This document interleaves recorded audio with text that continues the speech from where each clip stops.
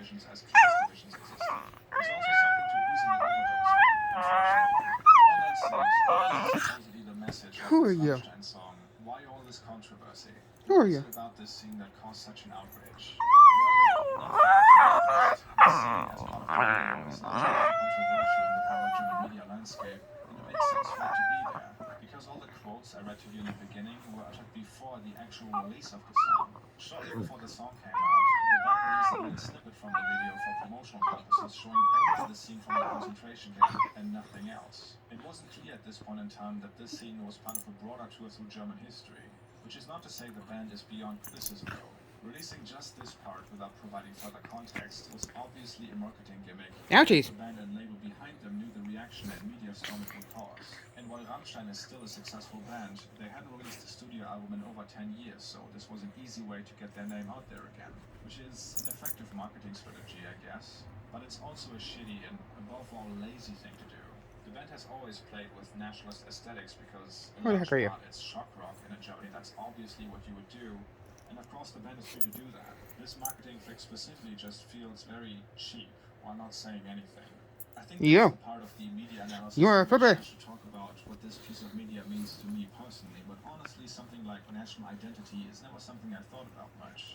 But it is without a doubt a topic much more complex in Germany than in other countries, considering how recent the Third Reich ended. What I feel like a lot of people miss regarding this discussion is that wondering about what Germany is, what values it should uphold, or even if it should exist at all, are thoughts that are older than the country itself.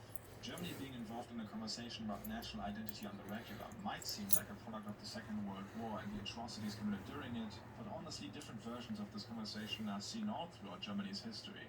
Not only the question of if a united Germany should exist, but also how should it exist. One of the reasons the first revolution on German soil failed was because there was so much disagreement on what this new country should even be. Should it be a monarchy or a republic? Should we have a Kaiser? Should Austria be included or not? Then, a few decades later, the German nation state is formed, but not due to a revolution from below, but by military force, with serious disagreements about if the Kaiser should be a German Kaiser or a Kaiser of Germany. A few years later, the big questions brought up the country again, like should we be a great power or a world power?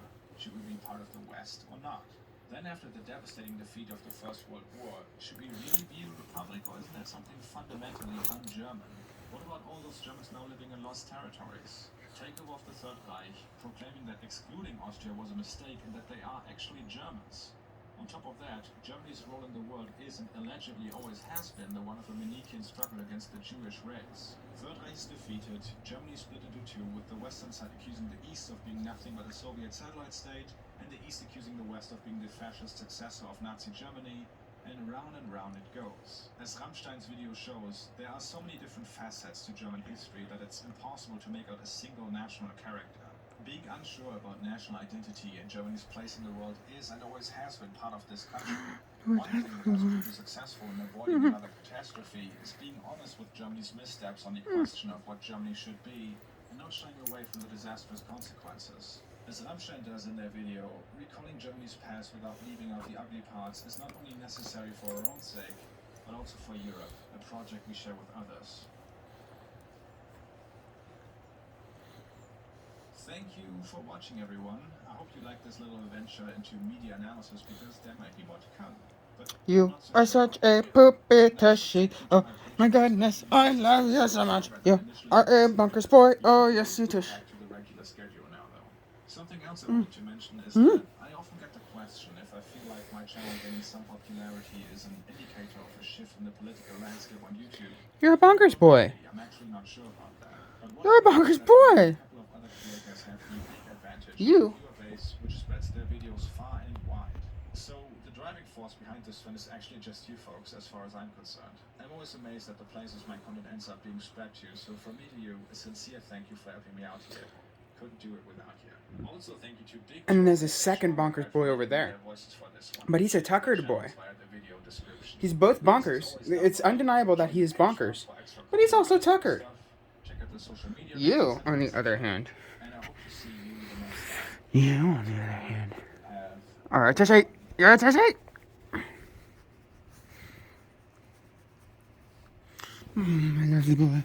My lovely ouchies. You too.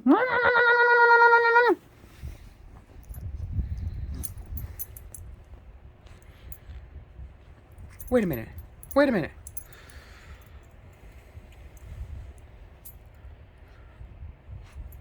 Wait a minute. Are you a Bonkers boy? You! Are you a Bonkers boy? Yes, you are. Yes, you are. Yes, you are. Oh my gosh. Oh my gosh. You're a Bonkers boy.